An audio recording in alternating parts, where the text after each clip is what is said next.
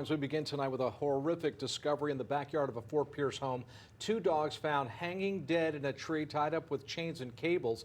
Happened over on Dade Road just south of Forest Grove Middle School. Their owner, Solomon Cruz Perez, is now behind bars facing serious animal cruelty charges, but it's his explanation that has deputies shaking their heads. CBS 12's Katie Benty joining us at the scene tonight with the very latest. Katie. This property behind me here sends a clear message. No trespassing, beware of dog, keep out. But deputies say nothing could have prepared them for what they saw here on Sunday. 2 pit bull mixes hanging from an engine hoist chain in the backyard. And the owner's explanation? The dogs did it to themselves. Deputies initially came to this Fort Pierce home Sunday for a civil dispute, someone trying to retrieve lawn equipment.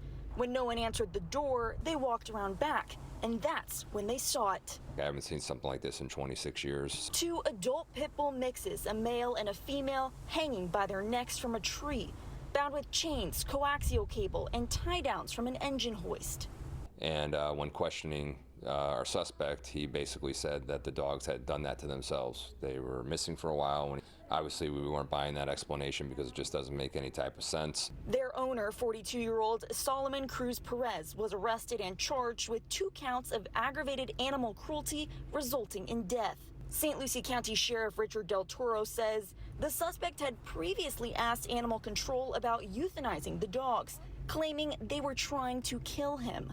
So I don't know if there's any type of mental health issues going on with this gentleman, but this is obviously not the way to do this to an animal. I mean, very cruel. The property is covered in signs: beware of dog, private property, 24-hour video surveillance. But deputies say those signs don't tell the full story.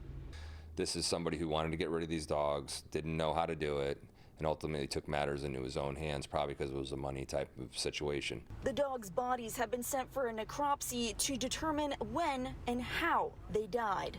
Initially, Cruz Perez's bond was set for $10,000, but after hearing the details, the judge increased it to $60,000.